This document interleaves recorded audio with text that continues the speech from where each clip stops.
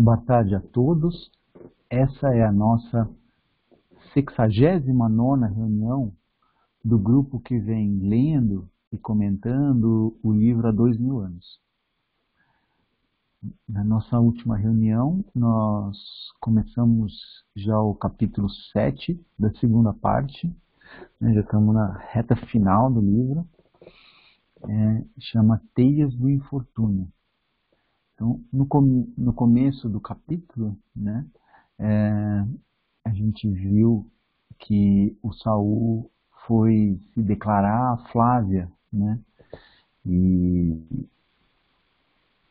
aquele amor que ele tinha desde que ele a viu, né, e que ele tinha logo no começo dessa segunda parte, lá no capítulo 2, ido conversar lá com o Araxes para que ele fizesse lá uma mágica, desse uma poção milagrosa para que ela ficasse apaixonada por ele, e o Araxes falou que ele não devia mexer com isso porque ela tinha uma ligação com outra pessoa, né? Mas ele ofereceu muito dinheiro e ele deu algumas esperanças falando que anos depois ele poderia ter uma chance, né? E ele lembra disso e agora se declarou para ela, né? Isso já há mais de 10 anos depois. Senhora, disse resoluto, depois de fitar-lhe o rosto demoradamente. Há muitos anos espero um minuto como este, para poder confessar-vos a enorme afeição que vos dedico. Quero-vos, acima de tudo, até a própria vida. Sei que para mim estáis num plano inacessível, mas que fazer se não consigo dominar esta adoração? Este intenso amor de minha alma. Flávia abriu desmesuradamente, né, assim, muito, os olhos serenos e tristonhos, tomada de penosa surpresa. Senhor Saul, revidou corajosamente, triunfando da sua emoção. Serenai vosso ânimo. Se me tendes tamanha afeição, deixai-me no caminho dos meus deveres, onde precisa conservar-se toda mulher ciosa, né, ciente da sua virtude e do seu nome. Calai, portanto, vossas emoções neste sentido, porque o amor que me confessais não pode passar de um desejo violento e impuro.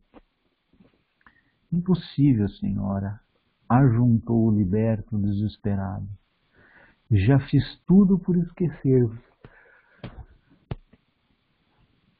Tenho feito tudo o que era possível para afastar-me definitivamente de Roma, desde o dia infausto, dia que me traz lembranças boas de que vos vi pela primeira vez. Regressei para Massília, decidido a nunca mais voltar.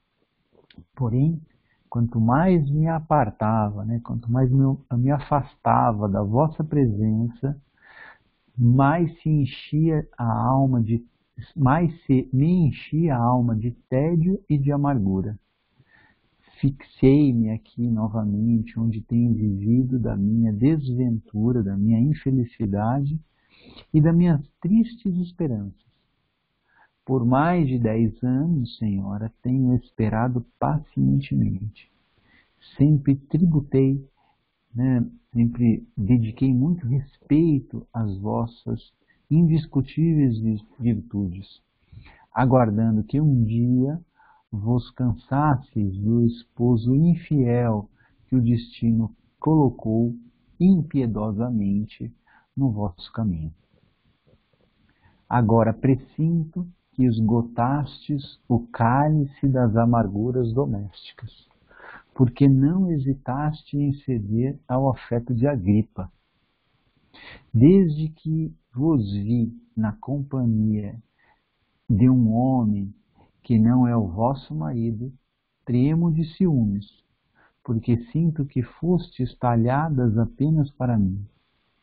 Ardo em zelo, Senhora, e todas as noites sonho intensamente com os vossos carinhos e com a doce ternura de vossas palavras, que me enche a alma toda, como se de vós tão somente dependesse toda a felicidade da minha vida.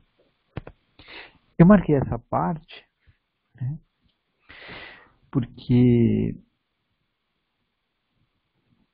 se a gente quer ter o livre-arbítrio, né, as outras pessoas também, a gente tem que dar o livre-arbítrio para as outras pessoas também. Elas também têm esse direito, um direito igual ao nosso, né?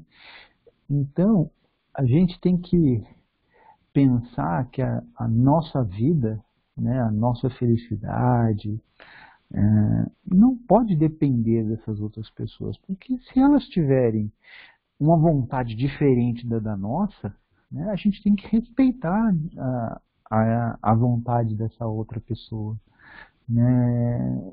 Por mais que a gente esteja certo e a pessoa esteja errada, né? Por mais que a gente esteja fazendo uma coisa boa e ela uma coisa que não seja tão boa, ela tem o direito de fazer aquilo, porque a gente teve esse direito provavelmente no passado de bater a cabeça, de fazer as coisas erradas, e depois a gente teve que arcar com as consequências dessas nossas decisões infelizes do passado, né?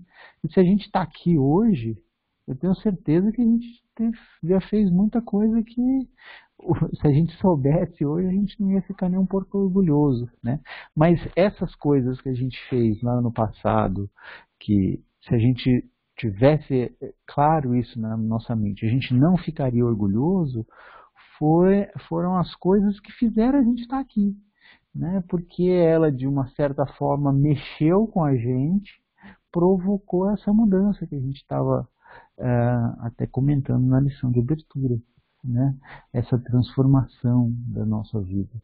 Então, o que a gente tem que fazer é buscar essa transformação, né, sem colocar essas amarras, né, em outras pessoas, porque a gente tem que dar o direito para elas de fazerem o que elas quiserem, assim como nós temos esse direito, né? Então a gente não pode colocar nem a nossa felicidade, nem a nossa razão de viver, nem a nossa nada em outra pessoa. A gente tem que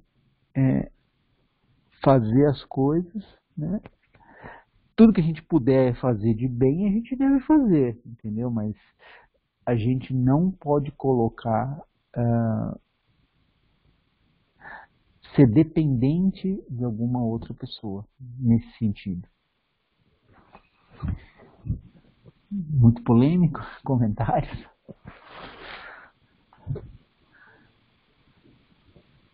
E eu acho que não é só não ser dependente, né? Mas acho que mais ainda não tornar o outro prisioneiro de nós, né? Dos nossos sentimentos, das nossas necessidades. Enquanto você estava falando, me lembrei, não sei se vocês já assistiram, tem um filme que eu acho bonito por demais. Quando ele passa, assim, eu paro para assistir ele, porque eu acho que ele é sempre um filme com uma lição muito bonita. Chama Um Sonho de Liberdade. Não sei se vocês já viram. Então, é a história de um homem, que acho que, não lembro se ele era advogado, mas ele tinha uma profissão e, de repente, ele... Era um banqueiro. Era banqueiro, é verdade. Ele era um banqueiro. E ele descobre que a esposa traiu, e a esposa é assassinada, e ele, enfim, ele vai parar na prisão, né? E lá, N problemas, assim, ele passa por vários perrengues. E assim, a lição bonita do filme, ele conversa, ele interage, ele forma amizades lá dentro e tal. E ele sempre fala que, por mais que todo mundo lá se alegue inocente, né? E eles falam assim, não, eu sou inocente, não fiz nada. E ele falava, todo mundo não fala aqui que é inocente, eu também sou. Né? Mas a diferença da história dele é que, de fato, ele era inocente. Então, não foi ele que assassinou a esposa. E o amigo dele até questionou ele uma vez, assim, tá, assim, mas ela te traiu, né? E ele falava assim, não importa, que ele continuava amando ela, né? E que ele tinha consciência dele tranquilo. E o filme vai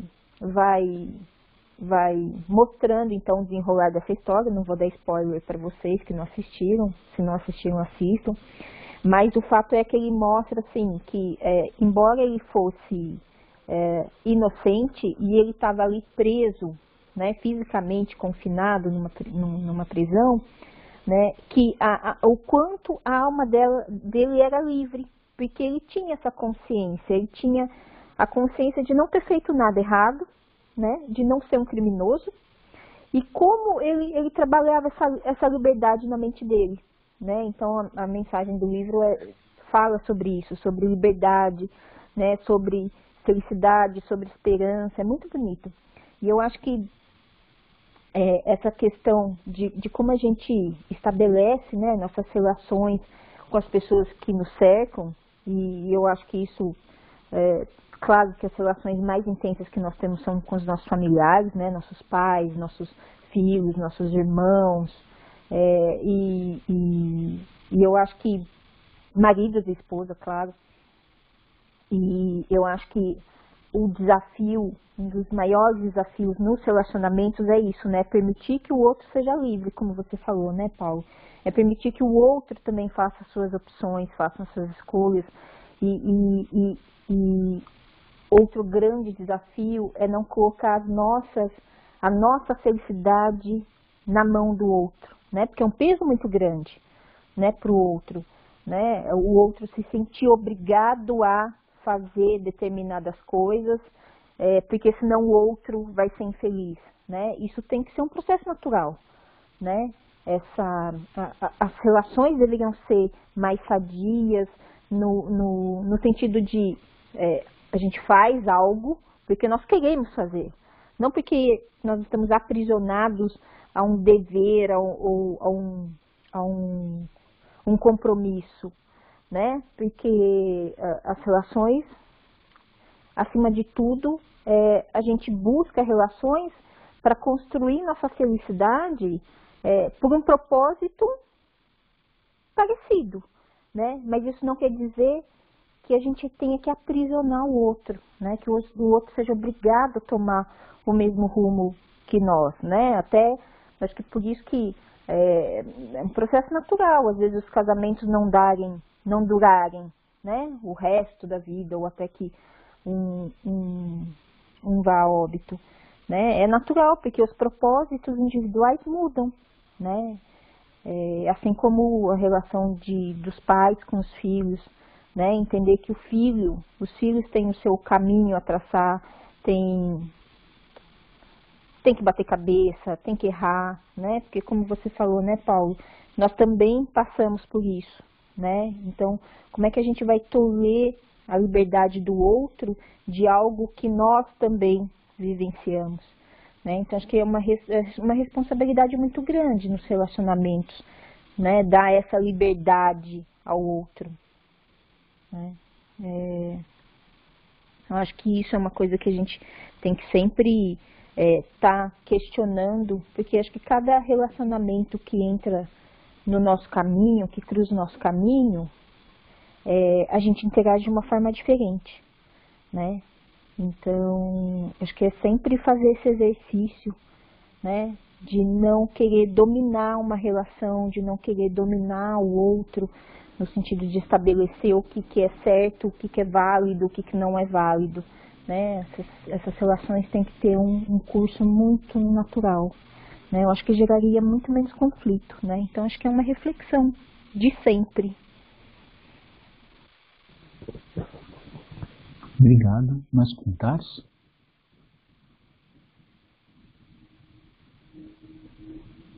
Eu acho que essa reflexão da Angélica seria o cenário ideal, mas existem relacionamentos que existe uma dependência emocional muito grande em relação ao outro, né? O próprio livro está mostrando, né? Você vê que o Saul tenta superar essa dependência emocional que ele tem em relação à Flávia, mas ele encontra muitas dificuldades, né? Acho que no fundo ele até gostaria que isso acontecesse, né? Que ele tirasse esse peso emocional de gostar de alguém e não ser correspondido. Isso é um trabalho para os psicólogos, eu acho, porque é desafiador. Eu acho que é desafiador. E aí eu acho que a gente tem que compreender esse lado também, né? Às vezes a pessoa não consegue superar esse desafio de uma dependência emocional, seja lá o que for, de uma parceria ou não, de pai para filho, filho para pai. Eu conheço pessoas que tinham o pai como referência em todos os sentidos, pai muito presente, e de repente o pai foi para a espiritualidade. Essa pessoa, você vê que ela perdeu o chão, ela fica assim meio perdida, sabe? Ela perdeu a principal referência da vida. É uma dependência emocional que tem que ser trabalhada, eu também acho que tem que ser trabalhado através até de uma ajuda profissional. Não deixa de ser polêmico o tema mesmo. Concordo com O você. Fiore, você está falando que você falou que trabalha com uma psicóloga, né? Eu sou psicóloga, tá? E falando de dependência emocional, eu lembrei que quando os meus pais faleceram, eu tinha uma dependência emocional, e eu acredito que ainda tenho, até hoje, já fazem 20 anos que eles faleceram muito próximos, né? E realmente eu fui parar numa psicóloga e no psiquiatra. E realmente é desafiador, né? É muito desafiador. E tinha outra coisa, eu não podia deitar, porque eu nunca quis ver um defunto, tá? E a minha mãe sempre me respeitou nisso, eu lembro quando minha avó morreu. E os primeiros defuntos que eu fui ver foi a minha mãe e o meu pai. Primeiro foi minha mãe, depois foi meu pai. E pus a mão neles, né? E realmente é uma coisa que eu lembro até hoje, e a dependência, e é uma coisa que você tem que trabalhar o resto da vida, tá? Exato. O resto da vida, porque é barra, porque eu dependia muito, e não sou só eu, nós somos uns 5 comigo, né? E eu vejo que meus irmãos sentem a mesma coisa. Eles foram muito exemplo para a gente, foram os pais maravilhosos. Eu falo assim que eu não sei se eu merecia aqueles pais, mas eu acho que eu merecia, assim, se eu tive é porque eu merecia. Mas é um trabalhão, viu? E eu vou dizer uma coisa, eu tomo remédio para ansiedade até hoje do psiquiatra, porque senão eu entro em parafuso, viu? É difícil, olha, 20 anos da minha vida, hein? Você vê que foi muito impactante, né? Uma dependência emocional que impactou demais a vida. Nossa, é fogo, é fogo. Então eu lembrei quando você falou que é trabalho para psicólogo, e é mesmo, porque quando eu tinha consultório, eu trabalhei muito isso, muito. Mãe com filho, nossa, é impressionante. Mas por isso que eu dei risada, né? E é mesmo, uma polêmica bem grande.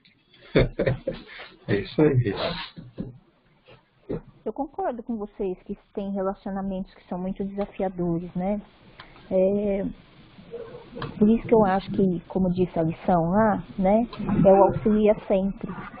Porque eu acho que o que nos cabe, né, dentro de qualquer relação, e eu acho que isso faz parte do nosso desenvolvimento como ser humano, né, e faz parte desse desenvolvimento do nosso livre-arbítrio, né, que está atrelado justamente com nossa reforma íntima. Né? Porque é isso, a gente não consegue trabalhar a reforma íntima sem aprender o que é essa questão do amor, né? O que é a questão do desapego, o que é a questão de permitir ao outro ser quem ele é, né? Então acho que tudo isso está muito imbricado. E nas relações, obviamente que sempre tem um que tem um pouco mais de clareza do que o outro. Né? Então eu acho que na medida que a gente entende que isso é uma realidade, que isso acontece, para mim, o que eu sempre faço é sempre estar questionando como eu estabeleço, né, esses vínculos e tal.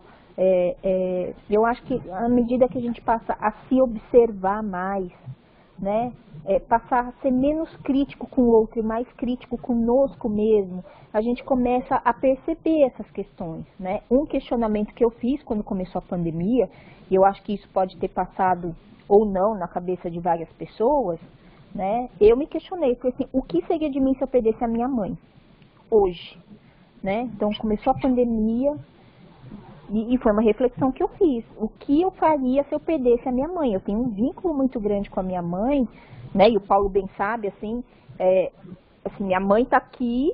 Quando minha mãe vem a São Paulo, eu acabo indo para lá, é minha mãe em primeiro lugar, né? E é acima de tudo, acima do trabalho, acima de tudo. Então eu tenho uma vida muito dedicada a ela, ao bem-estar dela, né? Então foi um questionamento que eu me fiz, né? Porque acho que isso e a gente sabe que a nossa vida aqui na matéria não é eterna, né? Que a gente está aqui por um tempo e a gente não sabe qual é esse tempo. Então eu acho que para isso cabe a nós esse questionamento constante, sabe? Porque pode não ser um pai, uma mãe, pode ser um amigo, pode ser um óbito súbito por um acidente, né? Que de repente tá e daqui 5 minutos não tá mais, né? Então acho que como nós já temos consciência disso e nós temos esse desejo de aprimoramento, né, de reforma íntima, de compreender o que de fato é amor, o que de fato é justiça, o que de fato é misericórdia, eu acho que isso cabe para nós, né? E ajudar, esse auxilia sempre, muitas vezes tentar mostrar isso para aqueles que nos cercam, né? Porque na medida que a gente faz esse questionamento, a gente também pode ajudar o outro a percorrer, ou começar a percorrer ou esse caminho, ou começar a questionar essas coisas na sua vida, né? Porque eu acho que o que a gente precisa é despertar, sair desse automatismo que a gente vive, inclusive nos relacionamentos, né? Porque a gente vive os relacionamentos como se eles fossem eternos, né? E aí eu acho que aí é a grande dificuldade, né? A gente não parar e não fazer esse processo de questionamento e de preparo, né? Porque isso serve até, eu fico pensando assim, é uma coisa que eu fiz muito assim com a minha mãe, porque eu tenho a minha imunologia, ela é doida, assim, eu sempre fui muito sensível em questões imunológicas. Então eu sempre soube que se de repente se eu viesse a pegar o Covid, graças a Deus não peguei até hoje, eu poderia ter uma resposta imunológica muito ruim, né? Porque já é próprio do meu organismo. Então, eu já falava muito isso para minha mãe. Por quê? Porque eu me senti na obrigação de prepará-la, né? Falava isso com meus irmãos e tal. Eu me senti na obrigação de preparar caso isso viesse a acontecer. Porque a gente sabe que quando, né, o Covid vem, às vezes não dá tempo de nada, né? Não dá tempo de você falar para o outro, né? Então, eu acho que esse trabalho, esse auxílio, sabe, que a gente presta aos outros, tem que ser, inclusive, nesse âmbito de preparar os outros para a nossa ausência, né? E aí a gente tem que ir desmamando, né? Então, eu sei. Desmamando os outros é um processo, nem sempre fácil, às vezes pode durar muito tempo, mas eu acho que a gente já tem consciência disso, então a gente começa a ter responsabilidade também sobre isso, né? Eu entendo o seu ponto de vista, eu só acho difícil a gente fazer o questionamento, né, de uma pessoa que você tem uma forte afinidade e imaginar ela não estar mais perto de você. Eu compreendo, acho que isso é um processo. Entendeu? Mas você ficar, como você fez, né? Você falou, eu me questiono se acontecesse alguma coisa da minha mãe, como é que eu me comportaria, como é que eu me sentiria. Eu estou me observando, né? Que esse é o foco do ponto de vista. Mas é difícil a pessoa pensar na ausência de alguém, porque a afinidade é muito grande. Então ela nem quer imaginar, ela não quer nem passar pela cabeça que essa pessoa amanhã não vai estar mais. Por outro lado, eu entendo a sua reflexão de que é uma preparação que precisa ser feita. Mas aquilo lá é um exercício bastante significativo, né? Até você atingir essa compreensão, né, de imaginar sem estar com aquela pessoa né, a qualquer momento. Você não quer pensar. Normalmente a gente não quer pensar, né? Pelo contrário, você quer ver a pessoa do seu lado, alegre, feliz, o que você puder fazer para ela ser feliz, você vai poder que tiver ao seu alcance, você vai tentar fazer. Eu acho que esse é mais o pensamento natural das pessoas, pelo menos o meu, né? Eu não consigo me imaginar, sei lá, a ausência de um filho, por exemplo. Entendeu? Para mim isso seria muito duro, então eu não quero nem imaginar. Eu fico realmente esperando se um dia acontecer, tomara não, que biologicamente nós vamos todos primeiros, mas eu não quero nem pensar, né? Eu acho que é natural as pessoas pensarem com esse meu pensamento. Pelo menos eu vejo a média, né? A média vai nessa linha aí. Sim, deixa eu só colocar mais uma questão, né? Eu levantei essa polêmica até para a gente discutir isso, né? A gente tem que lembrar, né, que assim, a gente vê notícias da espiritualidade, né, falando isso, que às vezes a gente é tão ligada com uma pessoa, né, que a pessoa percebe isso, obviamente, e aí ela de uma certa forma, né, aceita ficar doente aqui, eventualmente uma coisa que ela nem precisaria, né, só para que a gente perceba que chegou a hora dela, entendeu? E aí essa pessoa vai ficar doente aí 2, 3 anos, aí a gente vai vendo aquela velhinha, né, se apagando, né, e a gente vai se preparando, né? Então, se a gente não se preparar a isso antes, né, talvez o que a gente esteja colocando para essas pessoas é uma situação quase como essa, entendeu? Eu falo, nossa, então acho que é melhor eu ficar aqui mais 2, 3 anos aqui passando por uma doença assim que vai me debilitar, né, lentamente, até que aquela pessoa que é tão dependente minha, né, se acostume um pouco com a ideia, né? E a espiritualidade fala isso pra gente, né? Então, eu quis trazer isso aqui para vocês também, né, pelo seguinte, porque a gente está são quase 70 reuniões, essa é a 69ª, né? Quando eu estava lá no Noel fazendo entrevista, né, obviamente que eu não falava isso que eu vou falar agora para todas as pessoas, mas eu poderia falar para todas as pessoas, mas eu não falava porque eu percebia que algumas não estavam preparadas. Mas eu acho que depois de 69 reuniões, vocês estão preparados, né, para escutar isso. Assim esperamos. Então, o que é nessa hora, né? A gente, né, você vai conseguir, você vai ter, a pessoa chegava com um problema, um problema pode ser como esse que eu trouxe para vocês, né? E o problema é aquele, eu sempre gostava de brincar, eu falo, olha, eu tenho uma boa e uma má notícia. A má notícia é que eu não vou conseguir te ajudar, né? A boa notícia é que eu sei quem vai, né? E aí eu falava isso para as pessoas, né? Para aquelas pessoas que estavam preparadas e sempre as pessoas já olhavam para mim, sorriam e falavam, sou eu mesmo, né? Eu falava, entendeu?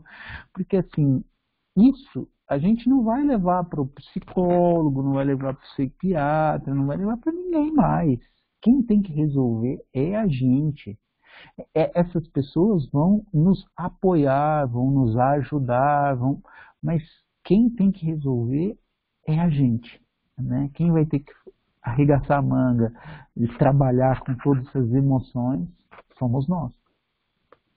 O Paulo, mas Pode essa falar. preparação que a Angélica falou, eu tive uma situação que meu filho ficou entre a vida e a morte 5 dias. Ah, meu amigo, eu não estava preparada para nada. Ele podia morrer, tá? Eu só pensava, se ele morrer, eu me mato. Juro por Deus que eu pensava assim, só isso. Então, por mais que eu sabia que eu sofri, estava de ter meningite, sério, né?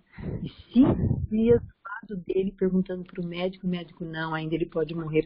Ai, Paulo, você não se prepara, meu amigo. Eu sei. Então, a gente tem que se separar. A gente tem que se preparar. Nossa, porque, assim, não tem jeito, a não ser num caso de um acidente, entendeu? Mas, normalmente, as pessoas vão se separar em algum momento. Sim, né? sim, Uma vai morrer antes e depois vai morrer a outra, entendeu? Então, a gente tem que estar preparado para essas, né?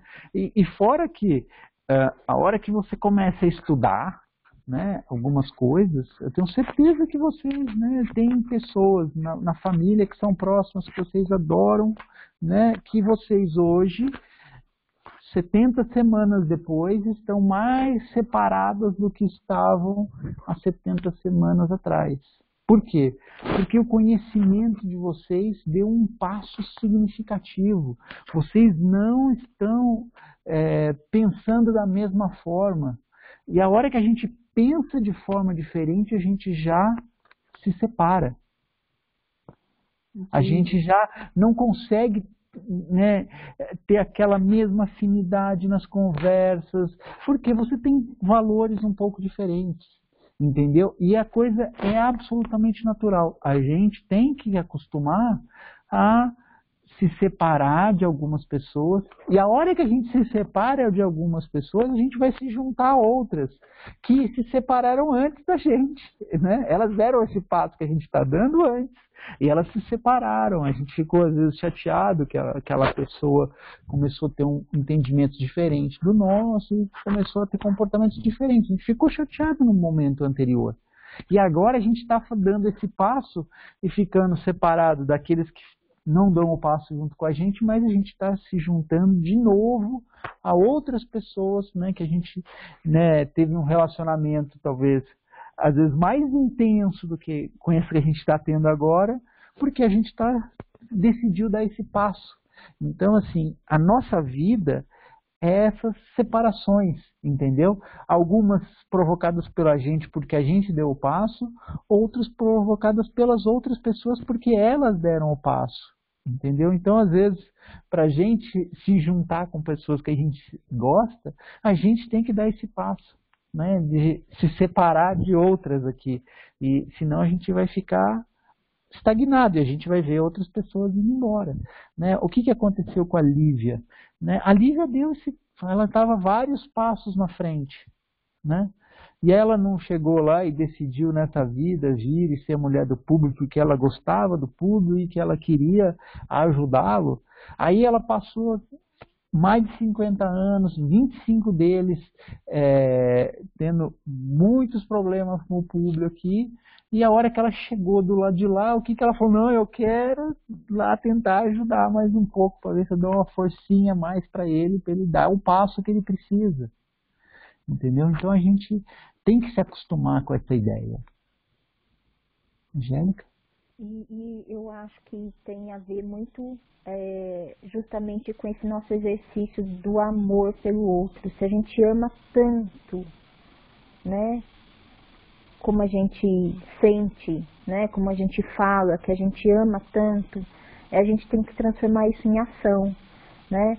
Nesse exemplo que você deu, Rê, eu fiquei imaginando assim, você consegue imaginar se de repente isso viesse a acontecer e você cometesse um ato contra a sua própria vida, como ficaria perturbado o seu filho de saber que você fez um ato tão grandioso como esse e o quão culpado ele iria se sentir e o quão sofrimento ele ia sentir?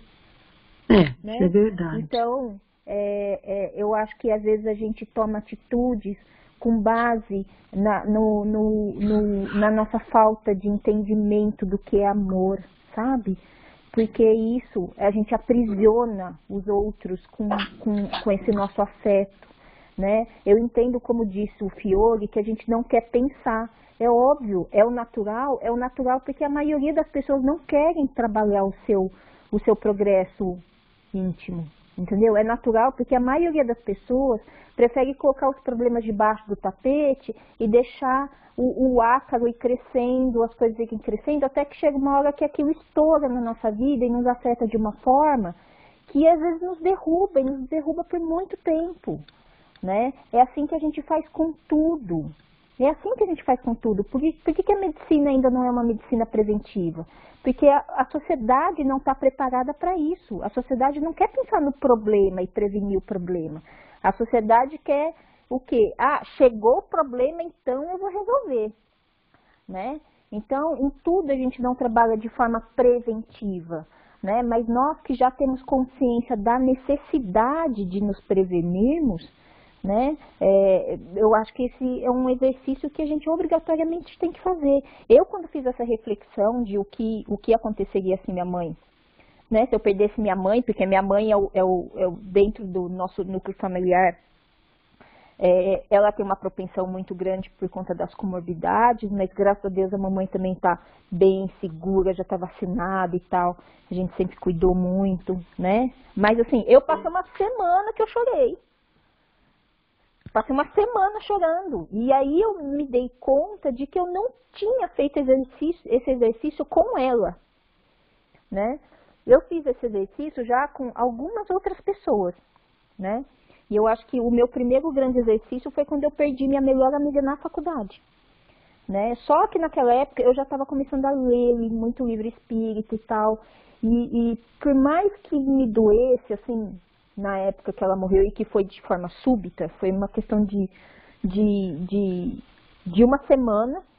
E aí, sei lá, no sábado ela foi internada e ela foi a óbito no sábado mesmo e a gente não sabia o que era, né? E por mais que aquilo me doesse, assim, não me lembro assim, de ter o quanto aquilo doeu, mas eu pensei que eu não podia levar esse sofrimento a ela, porque eu já entendia que a nossa vibração passava para o outro e que tornava a passagem do outro para a vida espiritual muito pesada. Eu já tinha esse entendimento, podia não conhecer exatamente os mecanismos, mas eu já sabia disso. Então, assim, para eu não ficar naquele sofrimento tão grande, só o que eu fazia era rezar por ela, para ela, né? E não para mim. E eu me lembro, assim, eu perdi meu avô tem uns 6 anos, eu acho. Assim, meu avô, assim, sempre foi tudo, assim, para mim. Sempre que eu fui, né, ia visitar meus pais, minha família no Paraná, óbvio que eu via meu pai, minha mãe, meus irmãos primeiro, porque eles estavam lá dentro de casa, né? Mas a primeira pessoa que eu queria ver, assim, eu falei, eu preciso ver o vovô. E eu ia lá e comprava coisas para ele, sempre tive uma ligação, eu acho que até de outras vidas, assim, muito grande com ele, assim, né? E quando ele ficou doente, que foi súbito também, ele sempre foi um homem muito forte emocionalmente, tudo, assim. E de repente ele deu entrada no hospital. Eu fui a última pessoa que eu conseguiria chegar lá no hospital. E aí eu me lembro, assim, que era mais ou menos hora do almoço, assim, eu estava pensando muito nele e todo mundo já tinha conseguido chegar lá no Paraná. Mesmo vindo de fora, eu era a última que ia conseguir chegar, mas eu lembro que eu fiz essa oração e eu falei para ele, sabe, eu conversei com meu avô, eu falei, o senhor pode ir, não precisa me esperar, né, e eu queria tê-lo visto, queria, muito, queria que ele me visse, porque eu ficava preocupada com ele, né, mas naquela hora eu falei assim, eu não posso segurar a ida dele. Porque, obviamente, ele estava sofrendo, né? Então, eu acho que... mas isso é um exercício que eu tinha feito já. Por quê? Porque ele já tinha os seus quase 100 anos, né? Então, eu acho que isso é uma coisa que a gente tem que ir se preparando. Eu acho que de repente, a gente não consegue se preparar para todo mundo, né? Como eu não estava preparada para fazer essa reflexão com minha mãe, por muito tempo, fui fazer isso ano passado. Né? Mas eu acho que a gente tem que começar esse caminho sim, né? Porque senão o tamanho do sofrimento quando acontece, a gente não vai conseguir segurar, né? É difícil, óbvio que é difícil, óbvio que é um exercício terrível assim. Só eu sei o tanto que eu chorei na semana que eu pensei nisso e que eu me dei conta de que eu não estava preparada para essa questão com a minha mãe, né? E aí que eu fui fazendo esse exercício de justamente eu não falava, obviamente, com essas palavras para ela, né? A mamãe ela não é espírita, mas eu vou colocando aos poucos esses valores para ela, né? Porque isso poderia acontecer comigo ou com meus irmãos lá, né? Então, eu me senti na obrigação de fazer isso na medida que eu percebi que eu, obviamente, também ainda tenho fragilidades, né? Não é fácil, mas tem que ser feito, né?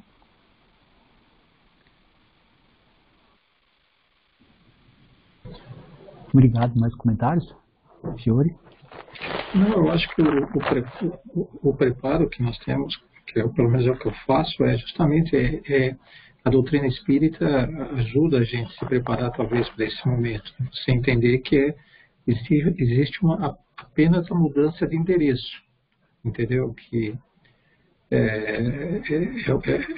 é uma sequência natural da vida, que é inevitável que isso aconteça, mas a doutrina espírita te mostra que existe a espiritualidade, existe o mundo espiritual, o espírito continua e depois volta e em várias encarnações. Essa semana mesmo, colocada no grupo, né, no aniversário do Noel, acho que uma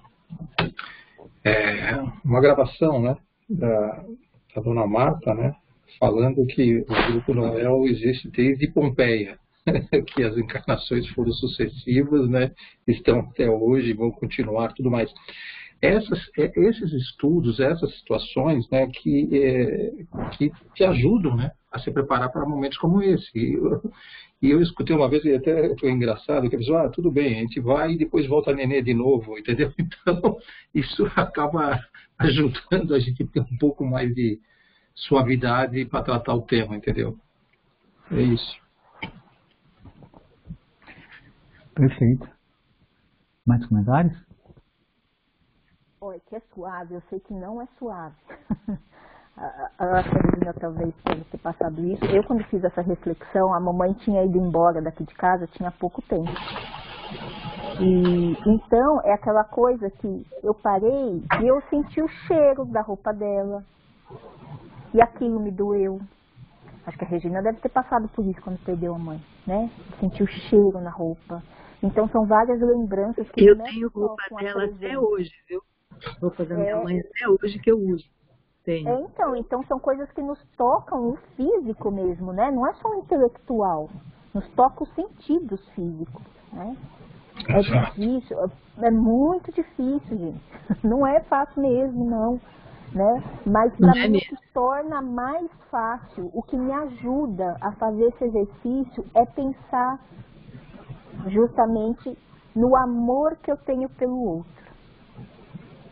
Né? Então eu não faço pensando que eu tenho que estar preparada necessariamente, mas eu faço pensando que eu não posso levar sofrimento ao outro, né? Porque eu fico pensando, a gente sabe, a gente já leu, né? Com certeza todo mundo leu obras de André Luiz e tal. E a gente sabe que quando vai para a espiritualidade, eles olham para o lado de cá e vê o nosso sofrimento e eles sofrem e falam, pelo amor de Deus, eu tenho que ir lá ajudar. O sofrimento deles é muito grande também. É isso mesmo, porque assim, eu tenho uma tia que já faleceu também, né? Ela era irmã da minha mãe. Então eu não parava de chorar, né? E ela falava assim, para de chorar, porque tua mãe está chorando com você.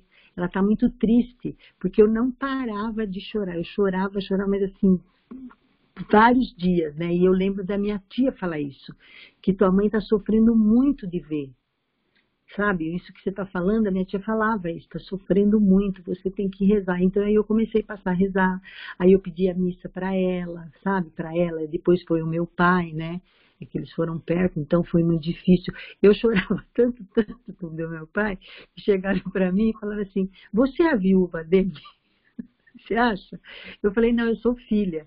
E eu não sei, porque depois que ele morreu, que eu percebi o quanto eu me espelhei nos dois, mas nele, porque ele era bancário, eu sou psicóloga, eu virei bancária, sabe? Um monte de coisa que eu faço. Aliás, assim, eles são muito presentes na vida da gente, porque todo mundo pegou mania de todo mundo, do meu pai, da minha mãe, então até o meu marido tem mania do meu pai, sabe? Então, assim, é verdade isso que você está falando, eles sofrem muito de ver que a gente está sofrendo por eles, é verdade. Então, por isso, sabe? Assim, o que me dá força, assim, o que me impulsiona é pensar que eu não quero causar sofrimento àqueles que eu amo, sabe? Então, com certeza. Isso me obriga a fazer esse exercício, sabe? E eu levo também a minha mãe muito a esse exercício, né? Para ela entender que se ela for, não ficar pensando, preocupada aqui conosco, né? Porque toda mãe, óbvio, vai se preocupar com seus filhos, né? Mas eu faço esse exercício com ela, né? Para ela também, quando ela for, não ficar tão preocupada assim com aqueles... Mas você sabe, Angélica, que a minha mãe sabia que ela ia morrer. Você já comentou que ela deixou coisas, né? Bilhetinho na coisas, ela sabia tudo, tudo, tudo. Aí eu lembro que ela estava hospitalizada, muito mal. Aí a médica sabia também que ela ia morrer, deixou ela ir para casa. Aí eu lembro que ela olhava para as coisas assim, se despedindo, sabe?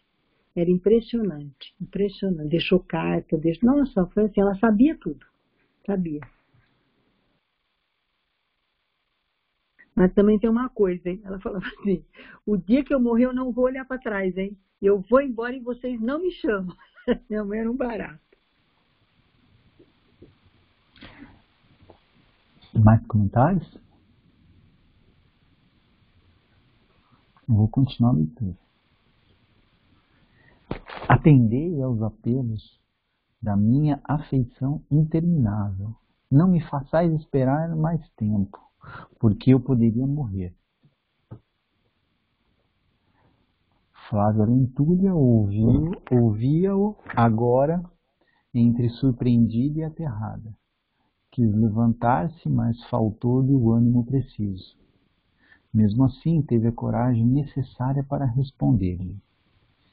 Enganai-vos, entre mim e a grifa existe apenas uma afeição santificada e pura de irmãos que se identificam nas provações e nas lutas da vida.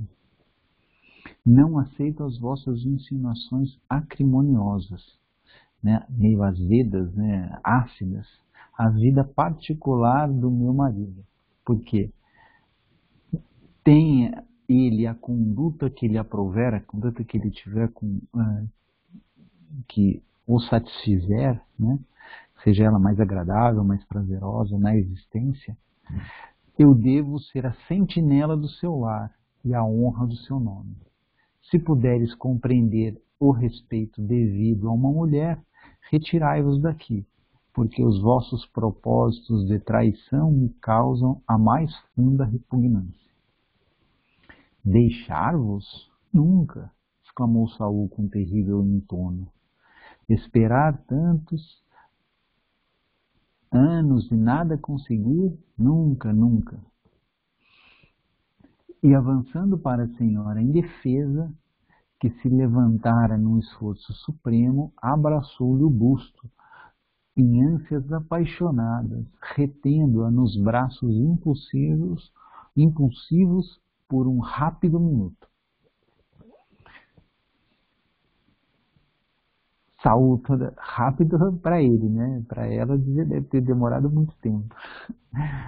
Saul, todavia, na sua excitação e terrível impulsividade, não teve ânimo para resistir à força sobre-humana com que a pobre senhora se defendeu naquele transe penoso, para sua alma sensível, e perdeu a presa que lhe escapou inopinadamente das mãos criminosas, descendo imediatamente aos seus aposentos, onde se recolheu, chorando as lágrimas da sua dignidade ofendida, mas evitando qualquer nota escandalosa sobre o incidente.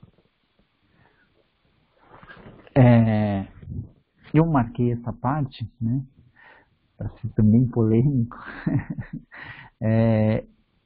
porque ela falou evitando qualquer nota escandalosa, né?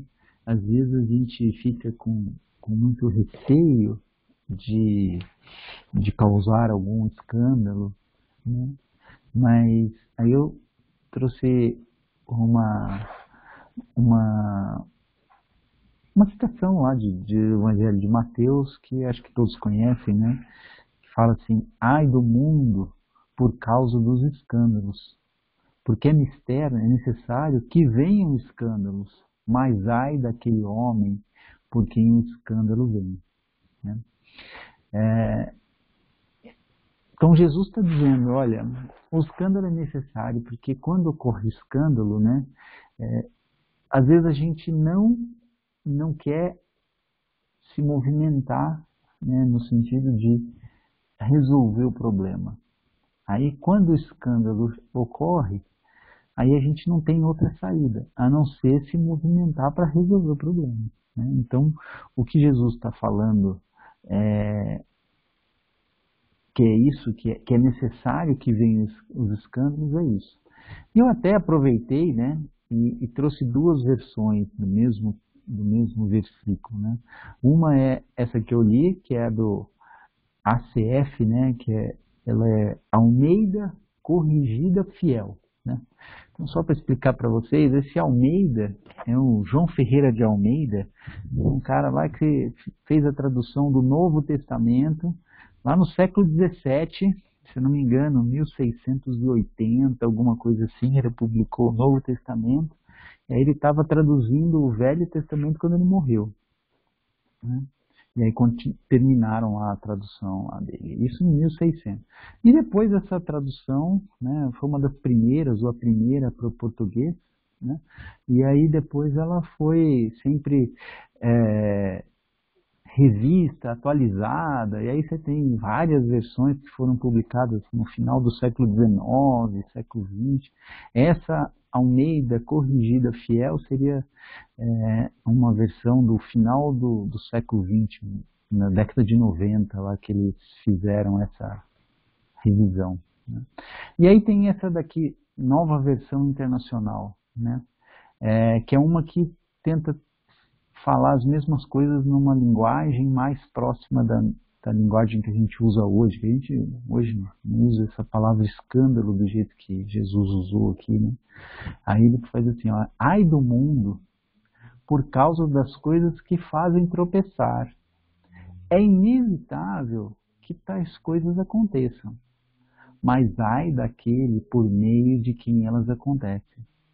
Então, essa daqui acho que dá mais isso que a gente está falando aqui, né? A gente vai ter que tropeçar em algumas coisas, né? Porque é da vida a gente tropeçar, né? E aqueles que fizerem a gente tropeçar, né, vão se arrepender de ter feito a gente tropeçar, mas quando a gente tropeça em alguma coisa, né, aquilo a gente pode entender como uma coisa boa para a gente, porque foi aquilo lá que fez a gente mudar, né, a gente sair daquela situação que a gente estava. Mais comentários nessa outra polêmica que eu estou trazendo hoje para vocês?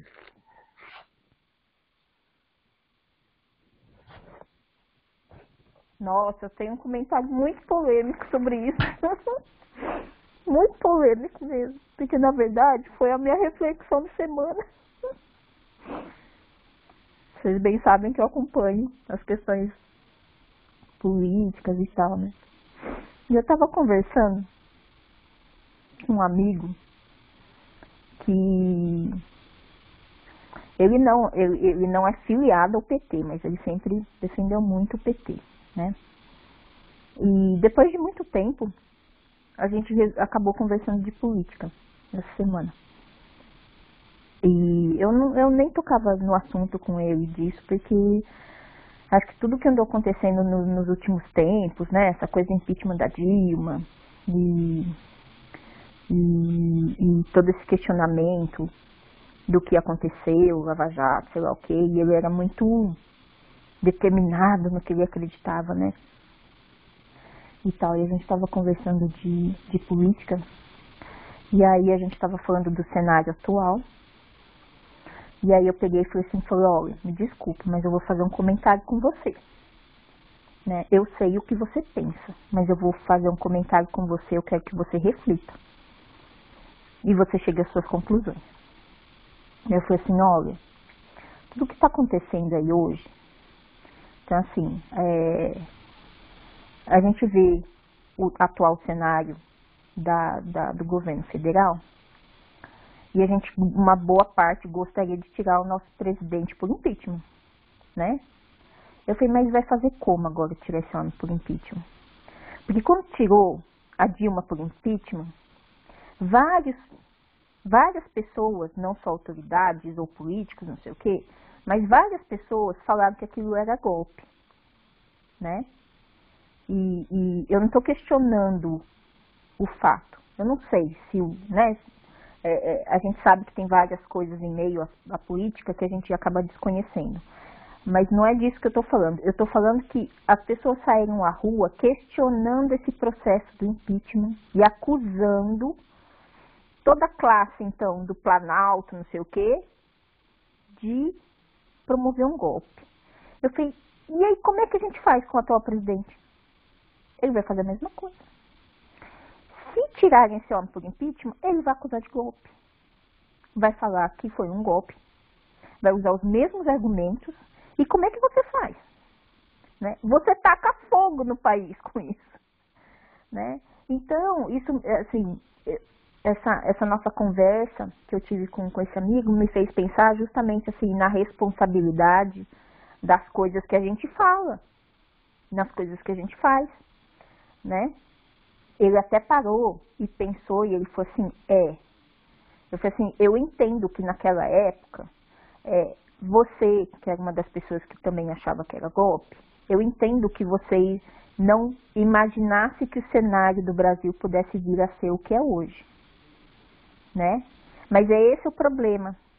A gente acaba não pensando na responsabilidade das coisas que a gente fala e o quanto a gente coloca em xeque determinadas coisas, porque a gente não está percebendo o cenário completo.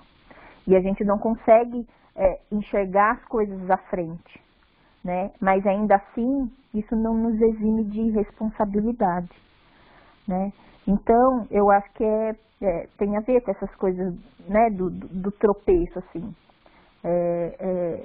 Isso sempre me faz pensar muito da responsabilidade que a gente tem e o quanto isso, às vezes, a gente percebe as consequências só mais à frente, né? Então, o quão cuidado a gente tem que ter, porque assim, qual o propósito que a gente tem quando a gente emite uma opinião, quando a gente decide tomar uma atitude, né? Eu acho que, bom, vocês já sabem que eu sou extremamente reflexiva, né? Então eu faço muito sempre essa reflexão, assim, e essa passagem justamente da Bíblia sempre me fez pensar nessa questão, né, dessa responsabilidade.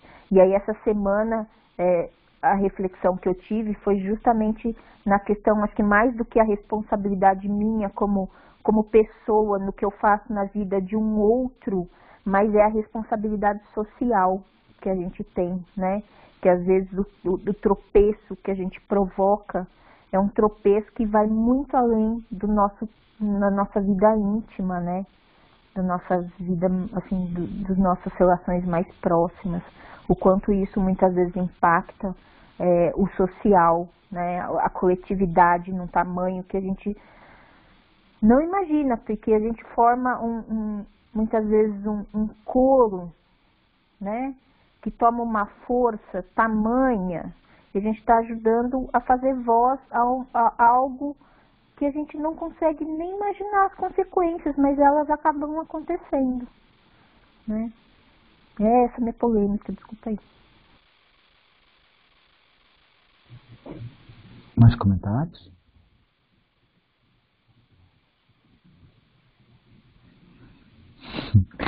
Vou emendar uma polêmica na outra, então. A gente não consegue imaginar as consequências porque nada está escrito, né? a gente, as coisas vão ser construídas, né? E todas as atitudes que a gente tomar vão ter consequências. A gente não vai saber quais são as consequências dessa daí, porque a nossa atitude vai desencadear uma atitude em outra pessoa, né? E aí aquela em outra, e aquilo a gente nunca vai ter controle e nada está escrito, né? Ninguém sabe, né? Mas a gente tem que tomar as atitudes que a gente acha que a gente está, que são as mais corretas, né? E depois seguir com essas consequências, né? Porque se a gente não tomar atitude, aquilo vai gerar consequências. Se a gente tomar atitude, aquilo também vai gerar consequências. A gente não sabe exatamente o que vai acontecer. Então, o que a gente tem que fazer? Tomar as atitudes que a gente fique em paz conosco, né? Esse eu acho que é a solução, né? Porque o mundo não está escrito, o que vai acontecer no final desse ano não está escrito, não tem nada definido ainda. A gente está construindo isso e é com a soma das milhares, milhões de atitudes que a gente vai construir o futuro. Sim, eu acho que acima de tudo aprender, né? Aprender com com atitudes que nós tomamos ou deixamos de tomar, né? Porque eu acho que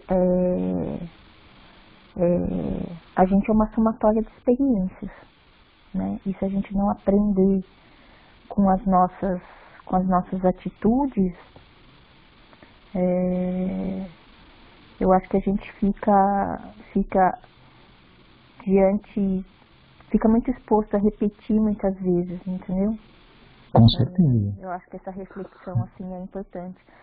No caso dele, né, o que eu quis dizer a ele, até, né, a gente, claro, levou um tempo conversando, eu falei assim, eu não estou falando que você foi errado, né, é o que eu falei para ele, eu não estou falando que você foi errado, mas eu estava levando esse questionamento para ele justamente sobre consequências, né, sobre como a gente, como é que os momentos da nossa vida, como é que elas vão surgindo e vão permeando as nossas vidas, né? Mas concordo com você, as coisas não estão escritas, né? Mas a gente ainda assim tem que aprender com aquilo que nós falamos, fazemos, deixamos de falar, deixamos de fazer. Concordo com o Paulo, concordo com a Angélica, mas a ação é necessária, ela tem que ter, como teve usou o cenário político como um exemplo, mas é isso, naquele momento era uma ação necessária porque estava transparente tudo o que estava acontecendo. Infelizmente, as consequências disso levaram para uma consequência negativa que ninguém imaginava, pelo contrário, né? Imaginava-se que viria uma consequência positiva após aquele evento. Infelizmente, não aconteceu. E, de novo, temos que ter atitude para reverter a situação que nos encontramos hoje, como nos encontrávamos na época. E buscar alguém, nem um lado nem o outro, porque os dois lados mostraram-se deletério para toda a sociedade, e procurar alguém agora que tenha o bom senso, que tenha o caminho do meio, que tenha o equilíbrio, que seja pragmático para acabar com milhões de desempregados, pela desigualdade do país, é aquilo. Mas a atitude, ela se faz presente sempre. Se você parar, se você deixar de ter indignação, de você não ter atitudes, eu acho que a situação fica pior e você perde o sentido da vida também, né? A partir do momento que você fica uma pessoa sem atitude, eu acho que aí você está se entregando para uma situação que não deve, né? Mas é polêmico. Hoje o Paulo está cheio de temas polêmicos. A reunião durou 1h30 com 3 situações. Mas é bom, assim, é bom.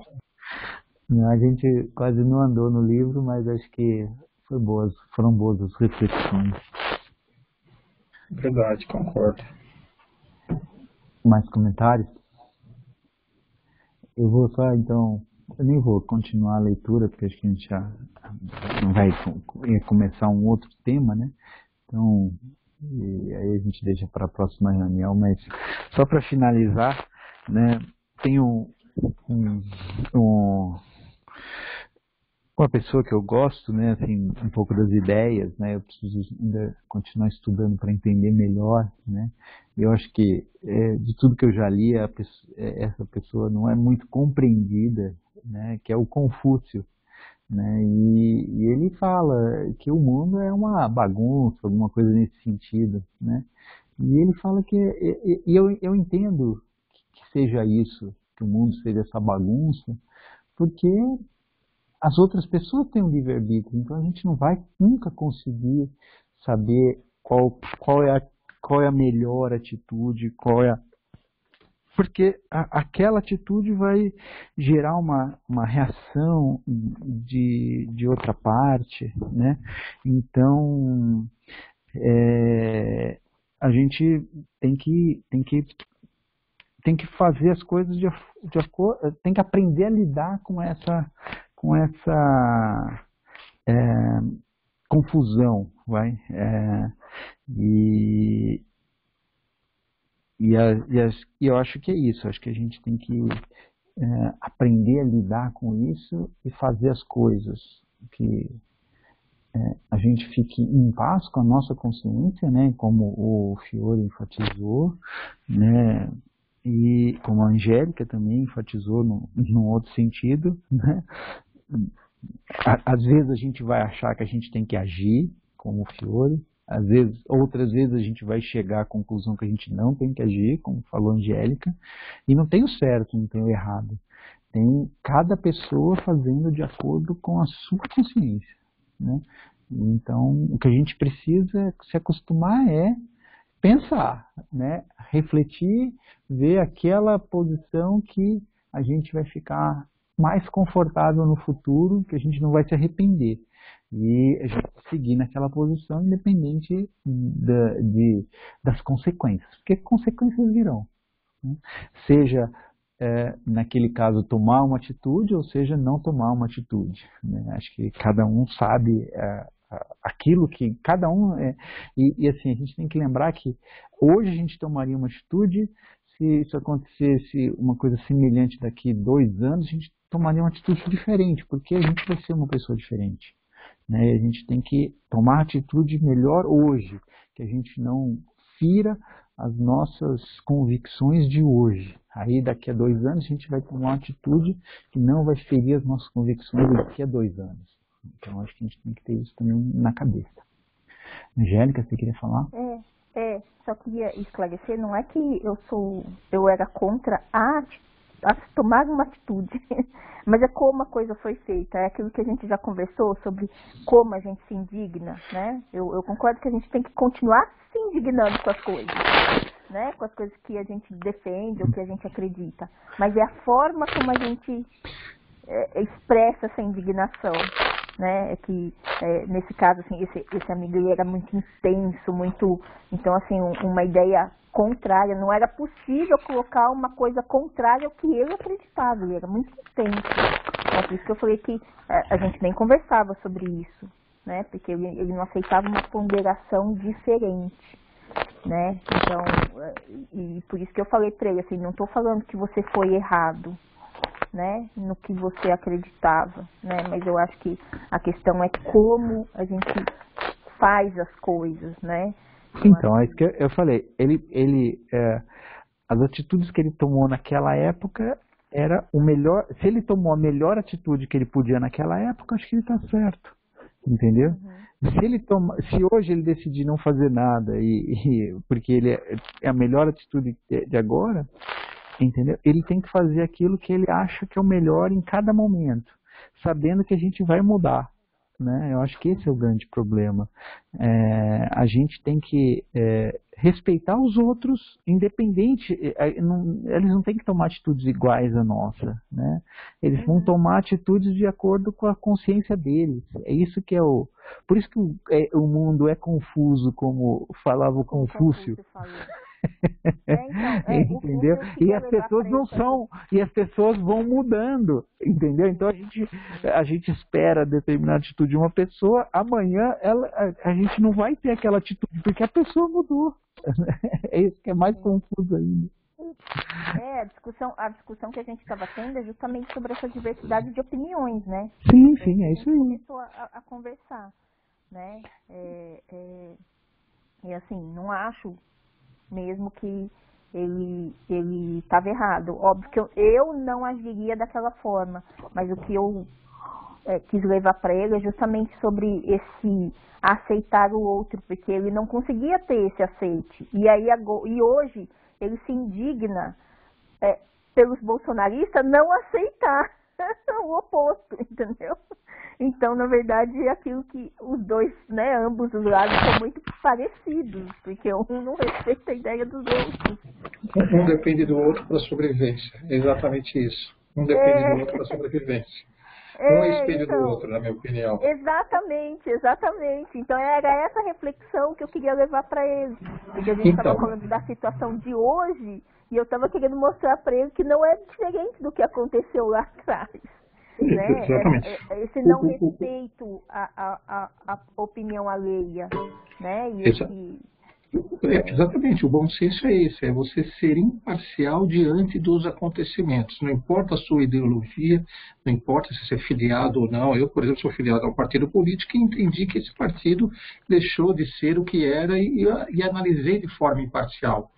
Entendeu? Eu acho que isso é bom senso. E o melhor norte de uma atitude é o bem coletivo. Na hora que você ter essa consciência de que o norte da sua atitude leva ao bem-estar para a coletividade, né, principalmente em relação aos governantes, perfeito, apoio total. Na hora que você vê que o contrário está existindo, que existe ali uma máfia, que pessoas estão se locupletando em função de um povo praticamente escravizado como o brasileiro, cheio de desigualdade, cheio de problemas, isso te deixa indignado. Então, é o que eu falo, tudo na vida, se a gente perseguir o bom senso e ter o norte das nossas atitudes, pensando no bem coletivo, eu acho que a nossa consciência fica mais tranquila. Eu penso assim. Eu acho que a minha atitude segue esse caminho, entendeu? A gente só tem que lembrar que talvez o outro lado tenha um discurso muito semelhante. Né? Por isso que eu falei, a gente tem que ter o respeito por cada uma das pessoas, né? E a nossa tarefa aqui é respeitar a opinião das outras pessoas, né? Acho que o nosso mundo está tão problemático porque as pessoas não respeitam a opinião dos outros, é o que a Angélica falou, né? Eu acho que esse é o ponto. A gente tem que respeitar a opinião dos outros. E aí fazer o que a gente acha que é certo, respeitando a opinião dos outros. Eu concordo. Em termos de opinião, sim. Eu acho que a gente tem que respeitar a opinião de qualquer pessoa sobre qualquer tema, de forma educada, respeitosa. Mas os fatos têm que prevalecer. Os fatos são preponderantes, né? Se os fatos estão levando... Não vamos levar para os fatos. A gente tem que respeitar as outras pessoas. Independente de tudo. A gente tem que respeitar as outras pessoas. Porque senão a hora que a gente joga essa questão, não, a gente tem que olhar para os fatos, aí cada lado vai mostrar um fato que vai dar que deprecia o outro e que enaltece o seu lado, entendeu? Então o que a gente tem que fazer é estar ciente das nossas convicções, fazer o que a gente acha melhor, mas respeitar os outros, independente de qualquer coisa. É difícil, mas a gente tem que fazer. É desafiador. Eu falei que eu ia trazer uma polêmica grande. Quando você vê coisas negativas, eu acho que é desafiador. Mas tá certo, eu acho que respeitar a opinião prevalece, eu concordo. Eu vou, então, encerrar a gravação por hoje. Tá?